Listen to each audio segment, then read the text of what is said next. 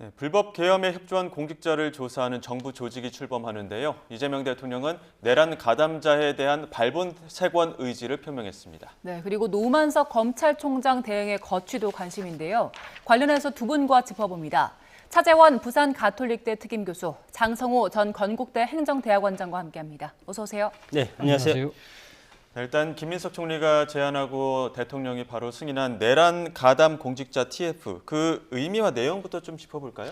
아무래도 뭐 이 지난 안에 12월 3일 날 이 벌어졌던 그러니까 지금 비상계엄이 사실 대한민국의 그 국가적인 그 근간을 뒤흔드는 엄청난 사건이었잖아요. 예. 비록 6시간 만에 그러니까 해결이 되긴 했습니다만 그때 당시에 사실 이 공직 사회가 상당히 동요하고 그 일부 공직자들이 여기에 가담한 정황이 드러났다는 것이 아마 지금 현 정부의 판단인 것 같고요.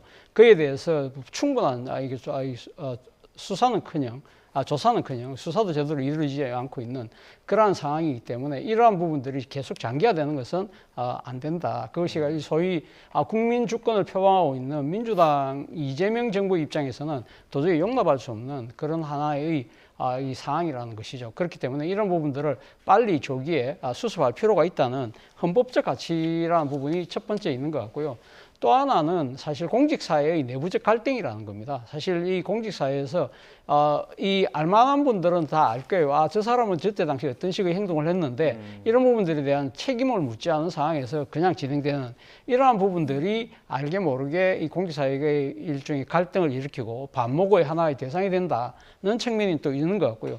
만약에 그런 상황을 계속적으로 방치했을 경우에는 국정을 운영하는 동력이 상당히 떨어질 수밖에 없다는 현실적인 고려, 이런 부분들이 복합적으로 작용을 해서 이런 조치가 이루어진 것이 아닐까라는 생각이 드는데요. 저는 뭐 불가피한 측면이 분명히 있다고 봅니다. 다만 이러한 부분들이 상당히 어떻게 보면 또 공직사회의 또 다른 하나의 뭐랄까요, 일종 불안감, 이런 부분들을 그러니까 이 불러일으킬 수 있는 만큼 저는 이 조사가 신속하게 그리고 엄정하게 빨리 결단을 해서 지금 이 조사가 마무리될 필요가 있다는 생각이 듭니다. 굉장히 종합적으로 짚어주셨는데 하나하나 뜯어보기 전에 장 교수님 의견도 한번 들어보겠습니다. 글쎄 뭐 작용과 반작용이라는 법칙이 있지 않습니까? 지난 윤석열 정부 3년 동안 뭐 여러 가지 뭐 이재명 뭐 현 대통령 그리고 그때 당시 당 대표에 대한 여러 가지 사법적인 처리 그리고 재판 진행 이런 것들도 있었고, 그리고 문재인 정부 때는 적폐청산이라는 것이 상당히 강도 높게 오랜 기간 진행되지 않았습니까? 그렇기 때문에 정권이 바뀔 때마다 적폐청산, 소위 말해서 적폐청산과 같은 과거 정권에 대해서 뭐 털기 수사 이런 걸 통해서 우리가 정치 보복이라는 그런 뉘앙스를 상당히 많이 띠고 있었는데, 이번도 역시 혹시나 했는데 역시나 그렇게 가고 있다고 생각이 들고, 민주당 정권이 할 수 없는 것이 거의 없지 않습니까? 국회에서도 마찬가지로 108석의 거대 여당의 힘으로 무엇이든지 할 수 있고, 거기에서 소수 정당인 국민의힘이 할 수 있는 것은 거의 없다.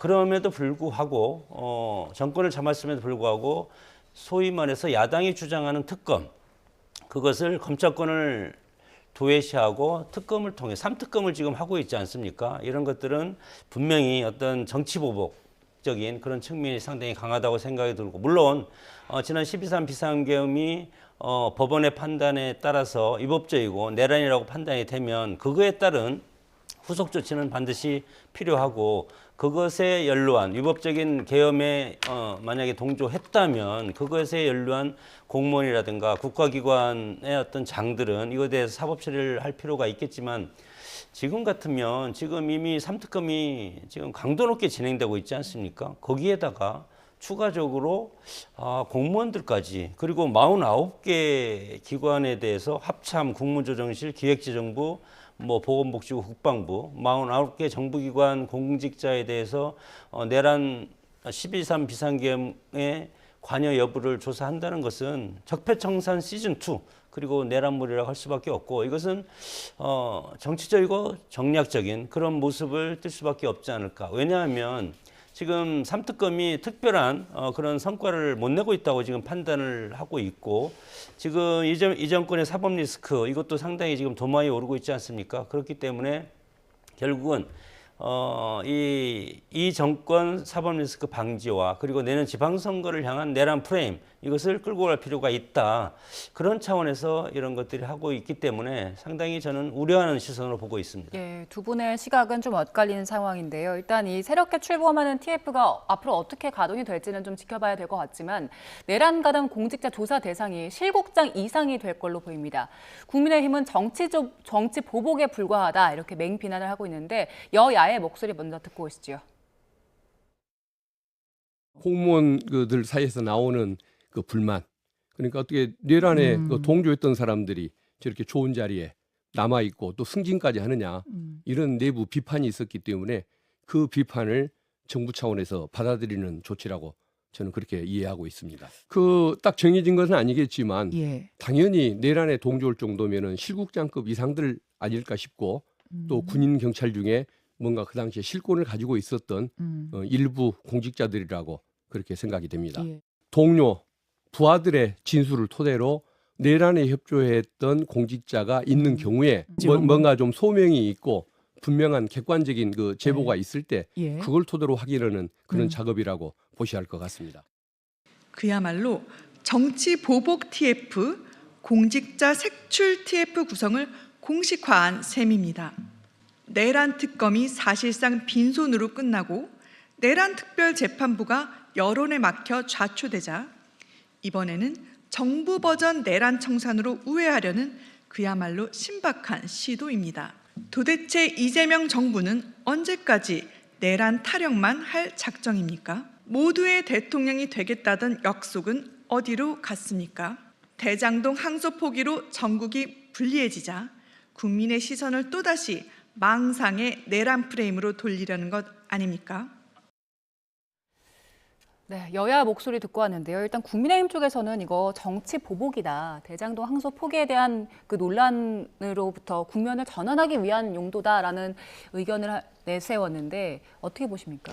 일단 뭐 정치 보복이라는 측면은 저는 좀 과한 해석이라는 생각이 듭니다. 뭐 일선 실국장에 대한 일지 내란 가담 여부를 조사하는 것 자체가 어떻게 정치 보복이 될 수 있을까요? 이분들 같은 경우는 일단 일찍 정치적 중립을 지켜야 되는 공무원으로서의 그런 뭐랄까요 준법이라는 부분을 만약에 그 가치를 훼손한 경우에 지금 처벌을 하겠다는 것이기 때문에 이러한 명백하게 법을 어겼다든지 아니면 또 하나는 뭐 무조건적인 지시이기 때문에 따를 수밖에 없었다고 이야기는 하지만 그러나 부당한 명령에 대해서 나름대로의 이 소양과 이 나름대로의 기준을 갖고 거기에 대해서는 뭐 소극적인 저항을 한다든지 그런 식으로 이 잘못된 국정 행위에 대해서는 일종의 이 거부의 몸짓을 보여주는 것이 저는 뭐 공직자의 도리라고 생각하는데 그런 부분들에 대한 것이 지나치게 그러니까 무시했을 경우 이런 부분들에 대해서는 향후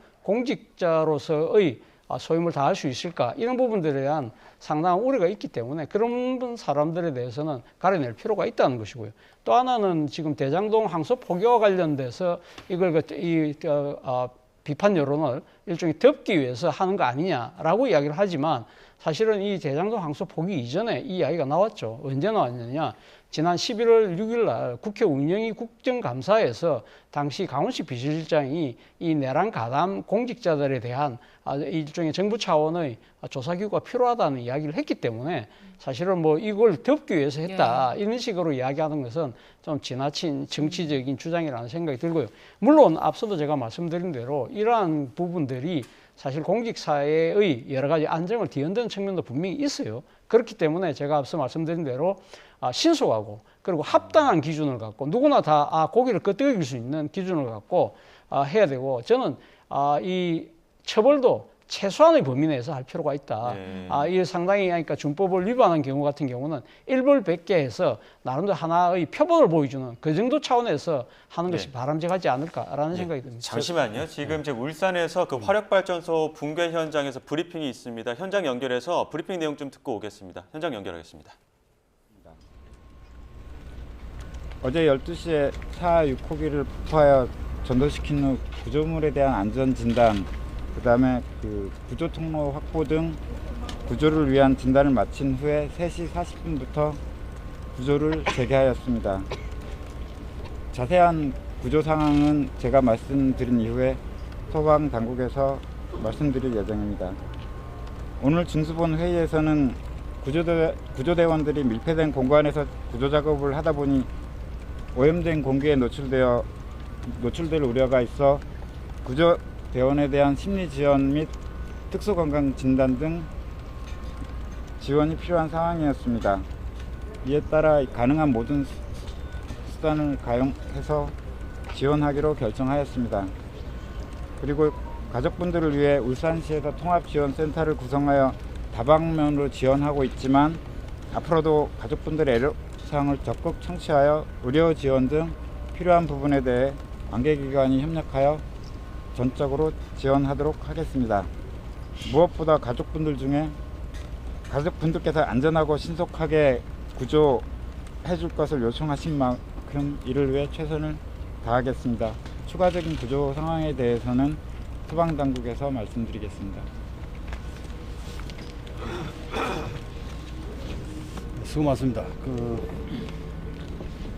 남부소방서 예방안전과장 김정식입니다. 7일차 구조 사항에 대해서 설명을 드리도록 하겠습니다. 4호 6호기 발파 작업이 11일 12시에 실시되었습니다. 된 후로 안전 점검을 하고 13시 20분부터 차량 48대와 크레인 등 중장비를 현장에 이동 조치하였습니다. 그 이후 15시 40분부터 구조 작업을 재개하였습니다. 약 6시간 반 만인 22시 14분 6호기 방향의 입구에서부터 약 3-4m 지점에서 구조 대상자 1명, 인적 사항은 김모 씨 62년생입니다. 김모 씨를 구조 완료하였습니다. 구조 작업은 구조대원들이 동력 절단기와 절단기를 활용해 철판을 절단을 하면서 구조 공간을 확보하는 방식으로 진행하였습니다. 이후 구조 대상자의 신체를 덮고 있는 폭 30cm 가량의 H빔을 산소 절단기로 절단을 하였고, 절단된 약 5톤의 H빔 양쪽을 체인 블록으로 활용해 들어 올려서 구조를 완료하였습니다. 또한 동일 위치 인근에서 11일 22시 14분경 구조 대상자 1명을 이모 씨 60년생입니다. 추가로 발견을 하였습니다. 발견 후 약 7시간 만인 12일 05시 19분에 구조를 완료하였습니다. 구조 작업 재개 이후 구조 공백이 발생하지 않도록 구조대원 지금 70여 명과 민간 해체 전문가 40여 명으로 교대조를 편성해서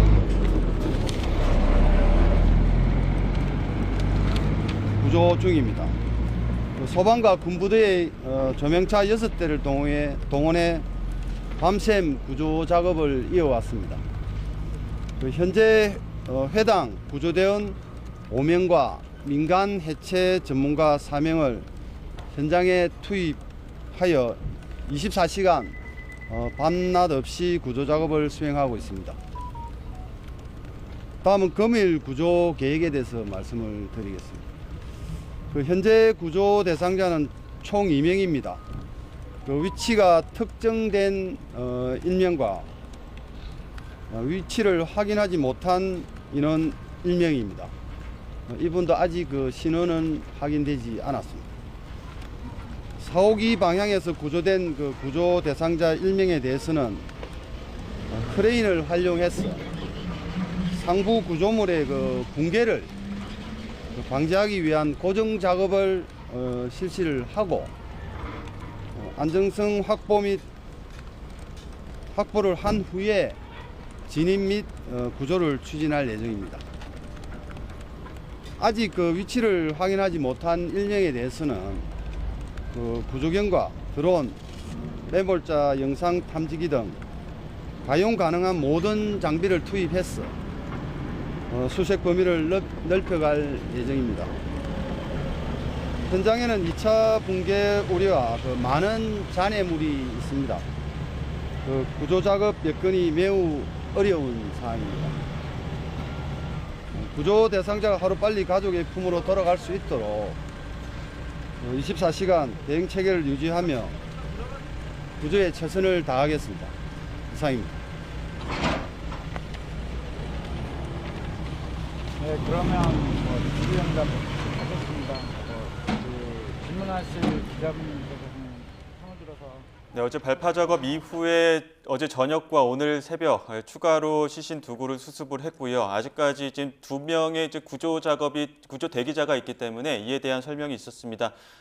구조 상황과 관련해서는 추가 속보가 들어오면 다시 한번 전해드리겠습니다. 저희는 전국 대담 이어가겠습니다. 앞서 이제 공직사회에서 그 내란 가담 TF 관련된 이야기를 했었는데 가담 정도를 어떻게 판단할 것이냐 이런 부분을 두고도 아직까지 좀 쟁점이 있는 것 같아요. 글쎄요, 실국장까지 이거에 대해서 12.3 비상계엄에 연루돼서 처벌하겠다 이런 취지는 저는 상당히 무리가 있는 그런 발언이라고 생각이 들고 집권 여당과 정부에서는 공무원들까지 사실은 12.3 비상계엄 철저히 보완했기 때문에 실패한 겁니다. 최고 통수권자인 대통령이 비상계엄의 사유를 인정하고 비상계엄을 선포하려고 하면 정식적으로 국무회의 열고 그리고 거기에 떠받들고 있는 그 전군 지휘관 회의는 기본적으로 열어야 되고 그럼에도 불구하고 지금 어설프게 지금 하고 했지 않았습니까? 소위 말해서 몇몇 뭐 어디까지 이것을 알고 있는지 모르지만 최소한 국방부 장관은 뭐 본인이 지시했다고 했으니까 대통령과 국방부 장관은 비상계엄 발동에 대해서 알고 있었고 나머지까지는 뭐 이것에 대해서 정말 철저히 보완을 했기 때문에 저는 실패했다고 봅니다. 그럼에도 불구하고 장관이 특히 이제 뭐 예를 들어서 행안부 장관이 어떤 실국장에게 이것을 준비하라. 이것은 비상계엄 때문에 하는 것이니까 준비하라. 그렇게 얘기는 못하지 않았겠습니까? 예. 장관이 지시하면 해야 되는 겁니다. 뭐든지. 그리고 국회를 출동하는 사령관의 어떤 지휘관들도 처음에는 밑에 부하들은 어디로 가는지 모른다고 훈련하러 가는지 안다고 하지 않았습니까? 이런 것은 저는 계엄이 아니라고 생각이 들고 그럼에도 불구하고 과거 87년도 6월 민주화 운동이 일어났을 때 그때 60만세 운동이 있었습니다. 그때 제가 이제 군대 생활을 했었는데 전군 지휘관 회의를 통해서 제주도를 포함한 전국 비상계엄을 내부적으로는 선포를 하고 군 출동이 24시간 전에 있었는데 24년 후에 그때 당시에 박희도 육군 참모총장이 군 출동을 하지 말고 비상계엄을 홀딩하라. 그렇게 해서 그 정도까지 가야만이 이게 비상계엄인데 지금 몇 명밖에 모르는 이런 상황에서 실국장까지 이거에 대해서 처벌을 한다는 것은 저는 상당히 어폐가 있는 거기 때문에 공직사회 내부 어떤 국가를 위해서 지금 봉직하고 있는 공무원들 만일 이것이 뭐 법원에서 내란으로 판단되면 내란으로 판단된 윤석열 대통령이라든가 측근 몇 분 주도한 몇 분들이 처벌을 받으면 되리라고 저는 생각이 듭니다. 예. 자, 저희 그리고 특검 관련해서도 잠시 뒤에 좀 내용을 짚어드리고요. 대장동 관련한 사건도 짚어보겠습니다. 노만석 대행이 어제는 하루 연가를 내고 오늘 출근을 했습니다. 일단 거취 결단하는 거 아니냐 이런 추측들이 나왔었는데 오늘 아무 말도 하지 않고 들어갔거든요.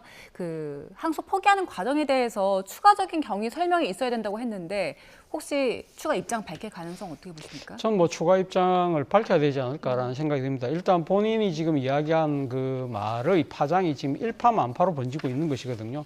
가장 큰 문제 중에 하나가 자신이 이번 항소 포기를 결정한 데 있어서 용산과 법무부를 거론을 했어요. 법무부는 뭐 2주 차관하고 통화를 했다니까 그 부분 일단 별개로 하고 용산이라는 것이 대통령실의 일종의 개입 지시 뭐 이런 부분들을 지금 의미하는 것 같은데 이것 때문에 지금 야당이 특히 반발하는 것이고 정권적 차원에서 항소 포기를 한 거 아니냐는 그런 지금 의혹을 유발한 측면이 분명히 있기 때문에 본인이 또 말을 약간 바꾸긴 했습니다만 이 용산이라는 부분을 왜 거론했는지 그리고 그 실체가 있는지 이런 부분들에 대해서는 본인 입으로 저는 분명히 해명할 필요가 있다는 생각이고요.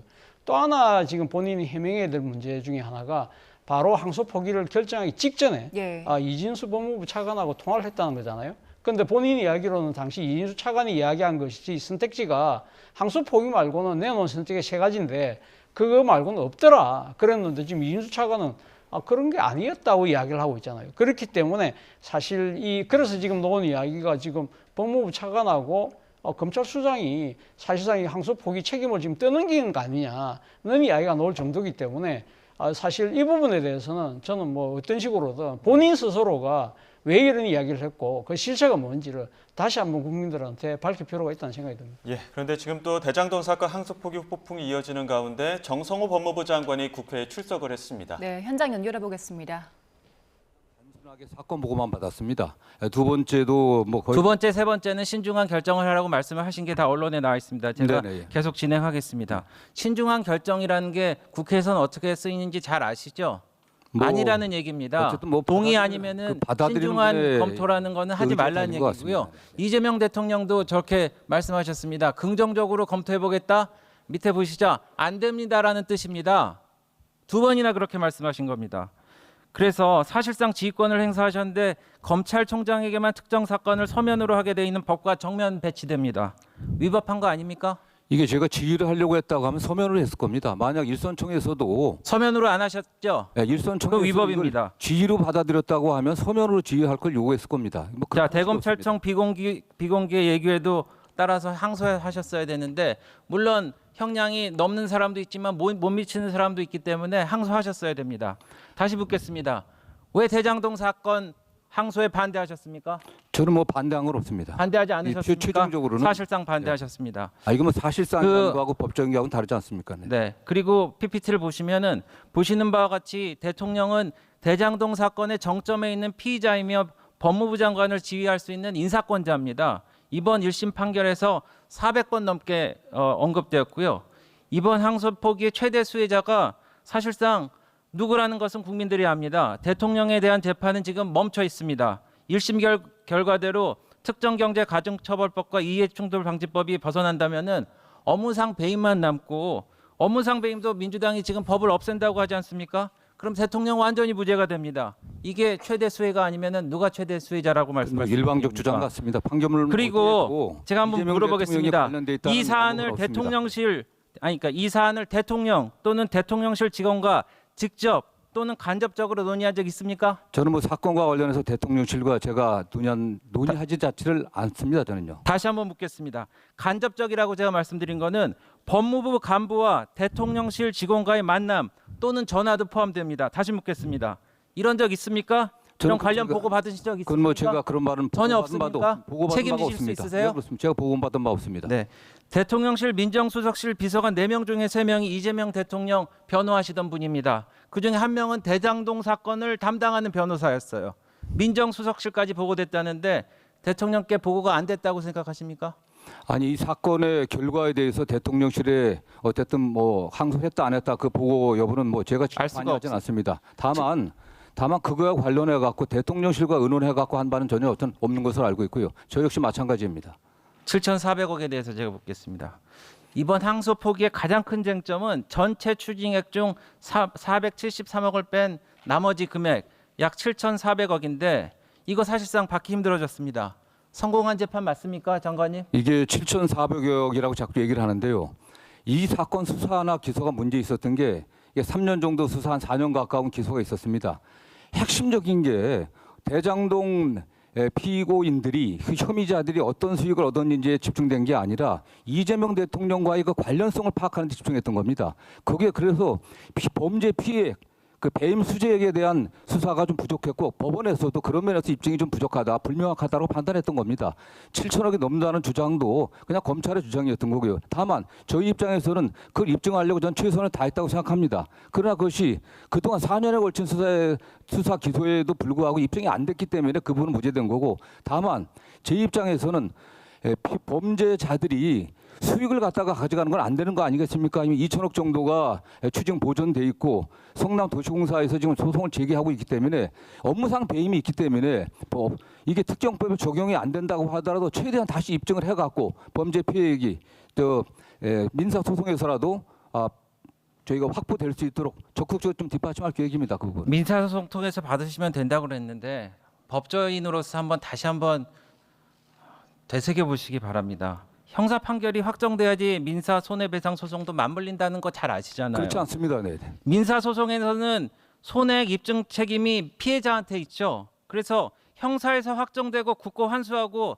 이를 민사 피해 당사자한테 돌려주는 것이 피해 구제를 가장 신속하게 정확하게 하는 방법입니다. 아니면 지금 1심 판결 지금 성남도시공사가 5억 1천만 원을 청구를 했는데 이게 13개월째 멈춰 있습니다. 공사 측에서 뭐라 그런지 아세요? 이 금액이 사업 전반에서 추정되는 전체 손해액을 반영한 것은 아니며 향후 형사재판 결과에 따라서 청구액을 확정할 여지가 있다고 했습니다. 이 공사에서는요, 이 사업 관련해서 약 4,895억 원의 규모의 손해가 발생됐다는 검찰 기소의 내용을 인용했습니다. 그래서 공사도 형사재판에서 확정돼야지 이걸 받는 겁니다. 제가 좀 안 됐지만 옛날 얘기도 하겠습니다. 전두환 전 대통령 추징 관련해서 얘기하겠습니다. 형사소송에서 2,205억 원을 추징했는데 돌아가신 후에도 956억 원이 남았습니다. 추징 업무만 지금 28년째 하고 있어요. 고인한테도 받고 있습니다. 이거 어디서 하는지 아세요? 서울중앙지검에서 하고 있습니다. 끝까지 추징한다는 원칙이 왜 대장동 앞에서는 멈췄습니까? 그렇지 않습니다. 이미 참고로 네. 전두환 대통령 추징 사건 관련 그 1심, 2심, 3심, 최종심 모두 다 추징금은 2,205억 원 똑같았습니다. 근데 왜 항소하고 상고했는지 아세요? 검찰이 한 이유는 법리 및 공범관계 일부 정리가 필요해서 그래서 한 겁니다. 근데 이번 경우에는 7,800억 중에 400억밖에 인정 못 받았는데 항소합니까? 아니, 항소하지 일단 않습니까? 저는 그렇습니다. 노태우 대통령 말씀드릴게요. 관련된 2,628억 원도 마찬가지로 추징액은 1심, 2심, 3심 다 똑같았어요. 근데 검찰은 항소하고 상고했습니다. 그때 검찰하고 지금 검찰하고 다릅니까? 아니 그래갖고 지금 서울중앙지검하고 지금 서울중앙지검하고 다릅니까? 아니 1심에서 그렇게 판결이 났다고 해서 1심 법원 판결은 전부 잘못된 거기 때문에 항소심에서 저는 그렇습니다. 저희도 최선을 다하겠지만 말씀드린 대로 어쨌든 형사 사건에 있어서의 범죄의 어떤 증거의 증명력하고 민사성이 다릅니다. 형사성이 엄격하기 때문에 바로 그대로 증거로 사용되는 경우가 많습니다. 그러나 이 사건 같은 경우는 전두환 노태우 대통령하고 다른 게 이미 민사소송이 돼 있고요. 일부 그 2천억 검찰에서 뭐 추징 보존한 부분에 대해서도 가압류를 또 해야 됩니다. 다른 부분에 관련해서 거기에 차질이 없게 저희들도 항소심에서 더 엄밀하게 사실은 입증하도록 저희들 최선을 다하겠습니다.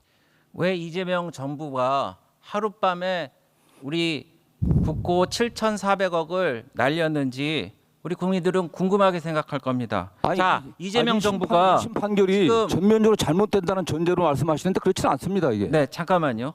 장관님, 이재명 정부가 지금 국유재산 헐값 관련해서 매각을 다시 되돌리려고 하고 있습니다. 그리고 증세를 하려고 노력하고 계시고 세금도 이렇게 확보한다고 몇백 명씩 뽑아갖고 수백억 원 되는 세금 환수 특별 기동대인가요? 이런 것도 만들어갖고 세금을 더 확보하려고 하고 있고 혈세도 지금 짜내고 있습니다. 그런데 7,400억을 하룻밤에 그렇게 안 받겠다고 날리는 게 이재명 정부가 할 일이냔 말입니다. 아니 법원 판결에 의한 겁니다. 그리고 말씀드린 것처럼 그 무죄 부분 관련해서 저희들이 입증이 부족한 부분이 있다고 하면 특히 그 범죄 그 수익에 관련해서 부족한 부분들은 더 적극적으로 공소 유지를 해야 됩니다. 왜 무죄가 났는지 저희들이 밝혀왔고요. 그거는 무죄 여부와 관계 없습니다. 성남도시공사에서 범죄 수익 환수에 차질이 없게 최선을 다해서 저희들이 형사소송에서도 자료를 제출하도록 하겠습니다. 다시 묻겠습니다. 473억보다 더 받을 수 있습니까? 네, 정성호 법무장관 지난 도어 스태핑 때 이야기했던 것과 큰 틀에서는 비슷한 이야기들을 계속 지금 하고 있는데 특히나 그 민사 소송을 통해서 추징할 수 있게 그 손해액에 대해서 다시 좀 환수할 수 있게 좀 돕겠다, 뒷받침하겠다 이런 얘기를 했거든요. 근데 이제 배준영 의원 같은 경우에는 이게 법적으로 되겠느냐, 법조인의 판단에서 그게 되겠느냐, 그 현실 가능성에 대해서 좀 질문을 이어가는 것 같아요.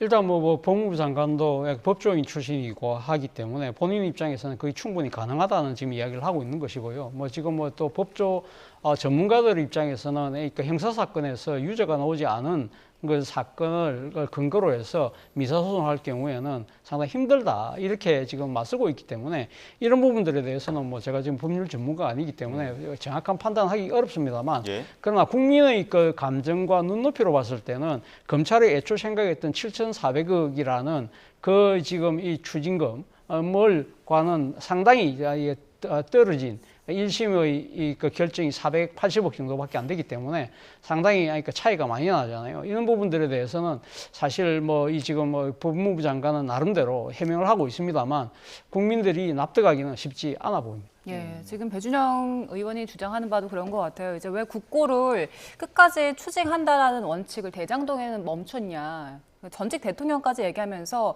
고인에게도 추징하지 않았냐라고 몰아붙였는데 일단 여기에 대해서는 어떤 입장이세요?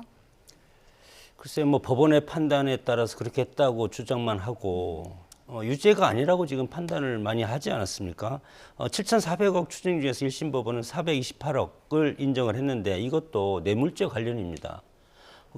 그런 상황에서 보면은 검찰에서 항소를 포기했기 때문에 2심에 가서는 1심의 형량이라든가 추징금보다 더 확대해서 할 수는 없는 것 아니겠습니까? 그러면 이것을 지금 신중하라 이렇게 해서 항소 포기를 했다고 지금 국민의힘에서는 주장하고 있는 정성호 법무부 장관은 빠지고 법무차관과 총장 대행의 공방만 지금 책임 떠넘기게 하고 있지 않습니까?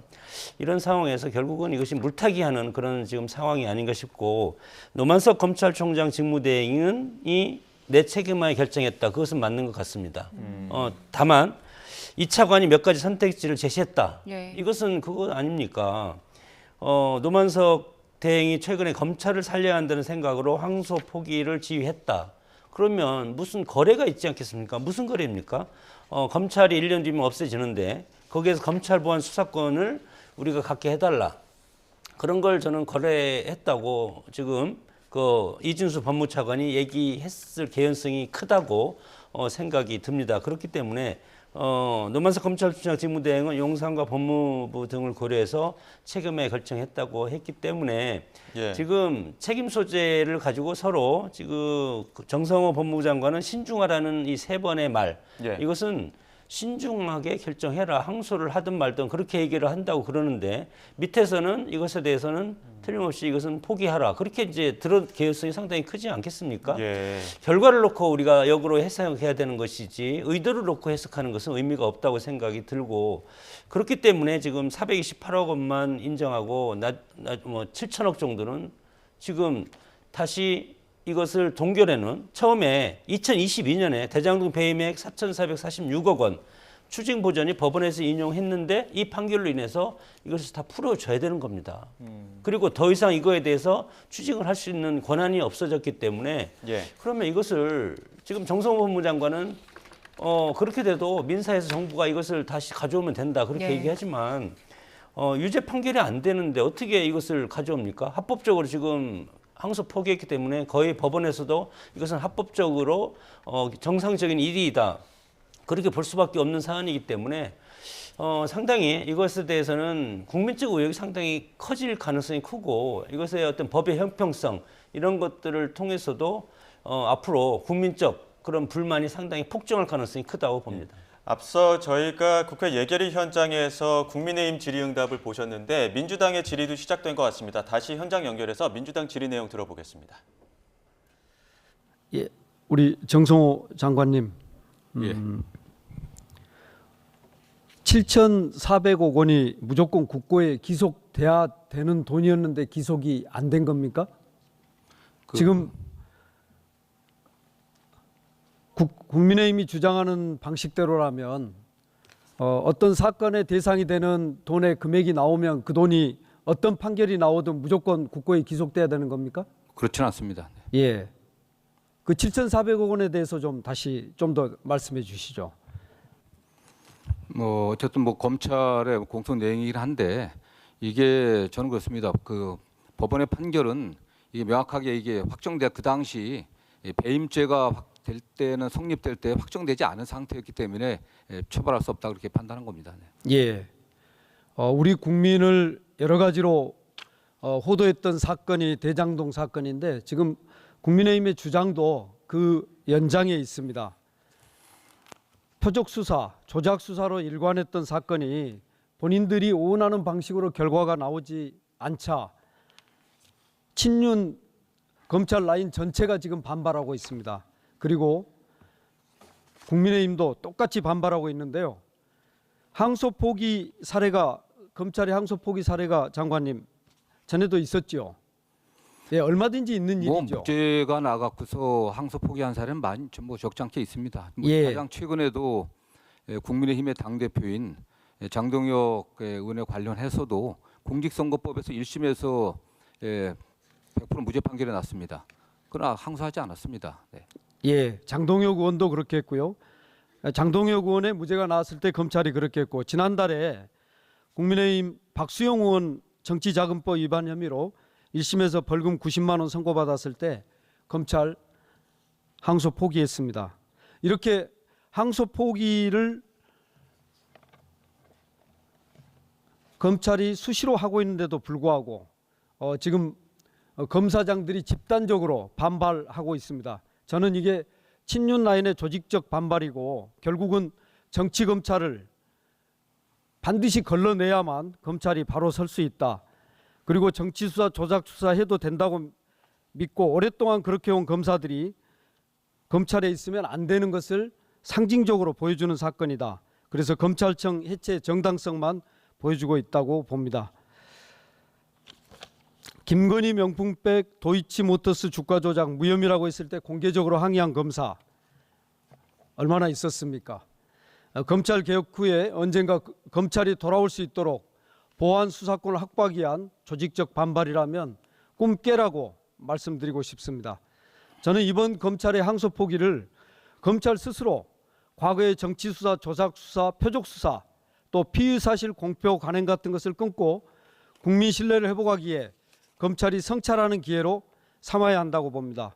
12.3 계엄에 흔들릴 대한민국 국민이 아니었듯이 정치검사들의 망언과 망동에 흔들릴 국민이 없다는 것, 12.3 계엄이 대한국민에 의해 진압됐듯이 정치검사들의 조직적 반발과 망동도 국민들에 의해서 저는 진압될 것이다. 그렇게 보고 있습니다. 국가유산청장님 계신가요? 네, 예, 지난 9월 3일 김건희 씨가 종묘 막물에서 사적인 차담회 가진 사실 알고 계시죠? 네네. 예.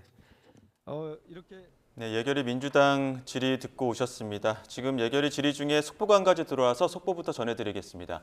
경기 시흥에서 2명을 살해하고 2명을 살해하려 한 혐의로 구속 기소된 중국인 차철남이 1심 재판에서 무기징역을 선고받았다는 소식이 속보로 들어왔습니다. 차철남이 지난 5월 50대 중국인 형제를 둔기로 살해하고 이틀 뒤에 60대 편의점 주인과 70대 집주인에게 흉기를 휘둘러 다치게 한 혐의로 재판에 넘겨졌는데 오늘 구속 기소된 가운데 1심 재판에서 무기징역을 선고받았다는 소식입니다. 잠시 후 취재기자 연결해서 자세한 소식 들어보겠습니다. 네, 저희는 조금 전 있었던 질의와 관련해서 얘기를 좀 나눠볼까 하는데요.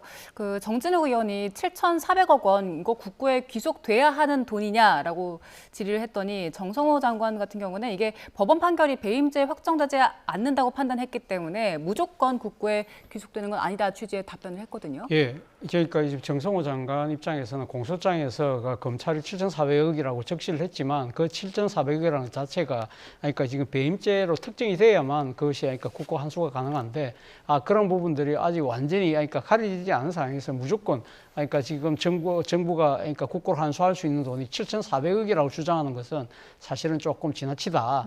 일종의 그러니까 뭐 그런 표현을 안 했습니다만 일종의 뻥튀기 같은 그런 측면이 있기 때문에 무조건 7,400억 대 480억으로 이런 식으로 비교하는 것은 지나치다는 논리를 지금 주장을 하고 있는 것이거든요. 예. 그리고 또 한편으로는 2,000억이라는 돈을 벌써 추징 보전을 해놨기 때문에 예. 단순하게 480원에서 그치는 거 아니라는 주장을 지금 하고 있는 것 같습니다. 그리고 오늘 또 지금 이 정진욱 의원이 이야기한 부분은 또 이 검찰이 사실은 항소를 포기한 경우도 상당히 많다. 네. 그러면서 최근의 예로 바로 국민의힘 의원이죠.